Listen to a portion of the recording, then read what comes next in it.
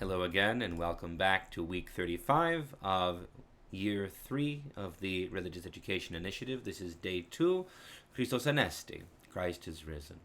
Last time we read the introduction of St. Clement's letter to the church in Corinth, as he praised them for their habitual virtue and faithfulness, and then began to address their fall, which he attributed to certain young and subversive people, but he still holds the entire community at large responsible, suggesting that they have grown complacent and entitled, and have thus fallen away.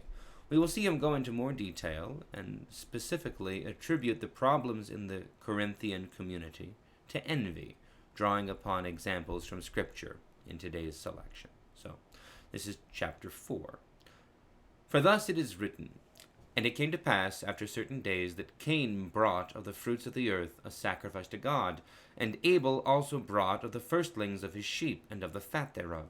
And God had respect to Abel and to his offerings, but Cain and his sacrifices he did not regard. And Cain was deeply grieved, and his countenance fell. And God said to Cain, Why are you grieved, and why is your countenance fallen? If you offer rightly, but do not divide rightly, have you not sinned? Be at peace, your offering returns to yourself, and you shall again possess it. And Cain said to Abel his brother, Let us go into the field. And it came to pass, while they were in the field, that Cain rose up against Abel his brother, and killed him. You see, brothers and sisters, how envy and jealousy led to the murder of a brother. Through envy also our father Jacob fled from the face of Esau his brother. Envy made Joseph be persecuted unto death, and come into bondage. Envy compelled Moses to flee from the face of Pharaoh, king of Egypt, when he heard these words from his fellow countrymen, Who made you a judge or a ruler over us? Will you kill me as you killed the Egyptian yesterday? On account of envy, Aaron and Miriam had to make their home outside of the camp. Envy brought down Dathan and Abiram alive to Hades through the sedition which they excited against God's servant Moses. Through envy, David underwent the hatred not only of foreigners, but was also persecuted by Saul, king of Israel. Chapter 5. But not to dwell upon ancient examples, let us come to the most recent spiritual heroes. Let us take the noble examples furnished in our own generation. Through envy and jealousy, the greatest and most righteous pillars of the church have been persecuted and put to death. Let us set before our eyes the illustrious apostles, Peter, through unrighteous envy, who endured not one or two, but numerous labors, and when he had finally suffered martyrdom, departed to the place of glory due to him. Owing to envy, Paul also obtained the reward of patient endurance, after being 7 times thrown into captivity, compelled to flee, and stoned. After preaching both in the east and west, he gained the illustrious reputation due to his faith, having taught righteousness to the whole world, and come to the extreme limit of the west, and suffered martyrdom unto the prefects. Thus he was removed from the world, and went into the holy place, having proved himself a striking example of patience. Chapter 6. To these men who spent their lives in the practice of holiness there is to be added a great multitude of the elect, who having through envy endured many indignities and tortures, furnished us with a most excellent example. Through envy, those women, the Danaids and Dirce, being persecuted after they had suffered terrible and unspeakable torments, finished the course of their faith with steadfastness, and though weak in body, received a noble reward. Envy has alienated wives from their husbands, and changed that saying of our father Adam, This is now bone of my bones, and flesh of my flesh.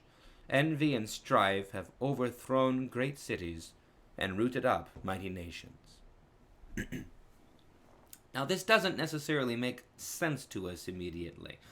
I think through chapter 6, or rather chapter 4, when he's talking about the Old Testament examples, we're tracking. It makes sense. We see Cain's sin driven by envy of Abel. We see Aaron and Miriam's sin driven by their envy of Moses and his place and authority.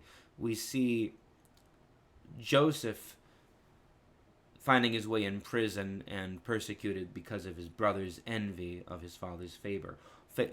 All of these things more or less make sense. The connection with Moses and why he's commanded to flee, that's a little bit less clear. Maybe the other Israelite is envious of Moses' ability to act, to kill the Egyptian, apparently without repercussions, but nonetheless, at that point Moses decides to run away. So, at any rate, we can see the envy that is present here. And what's notable, before we move on, is that the envy of the others provides the occasion for the righteous, the one who is envied because of their righteousness, because of their connection to God. It provides the occasion for them to prove themselves faithful. It provides for them a test and trial that they must endure in order to come through to the end.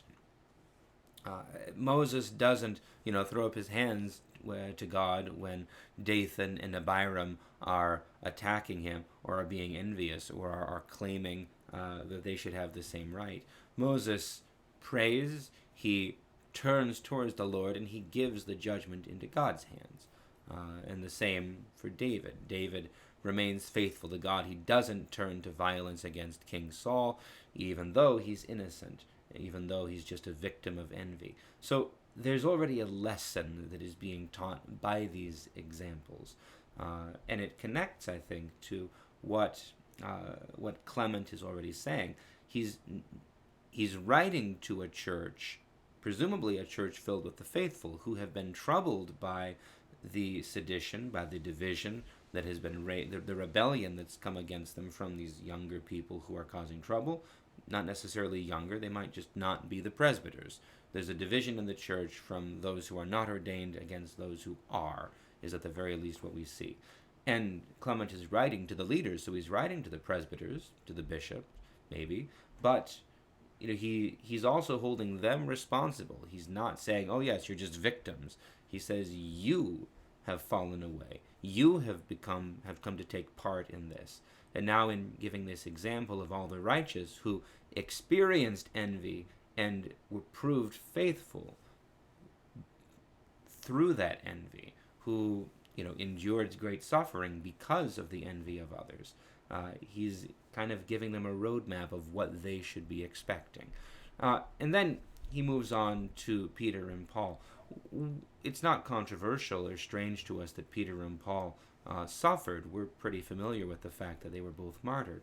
What is a little bit odd is attributing that persecution, that suffering, that martyrdom to envy.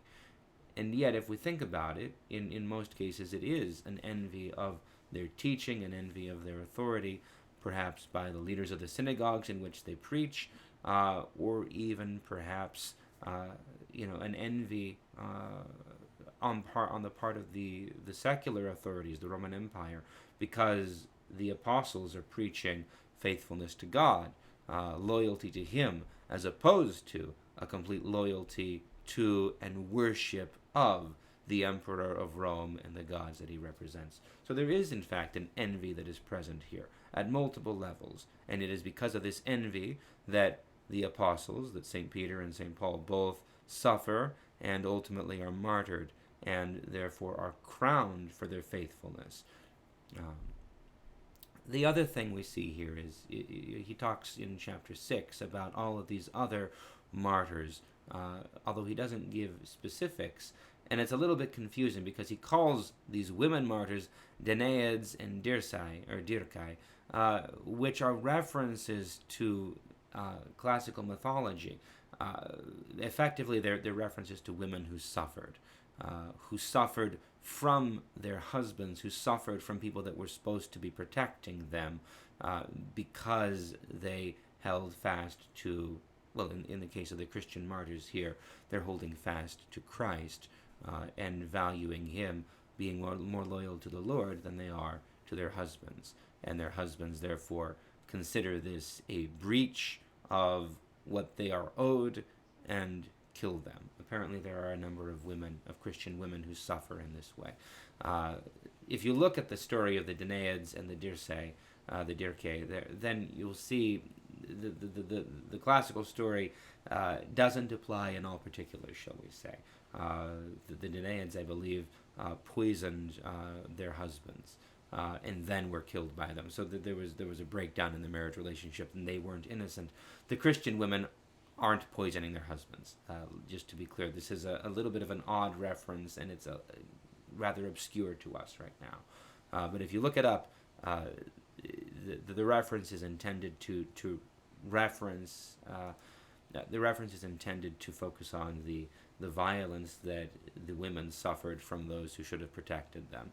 It doesn't imply that the Christian women were engaged in the sins of the Danaids or others. So, anyway, this passage takes a little bit more explanation, I think.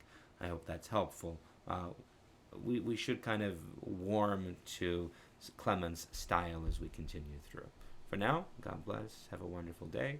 Christ is risen. Christos Anesti.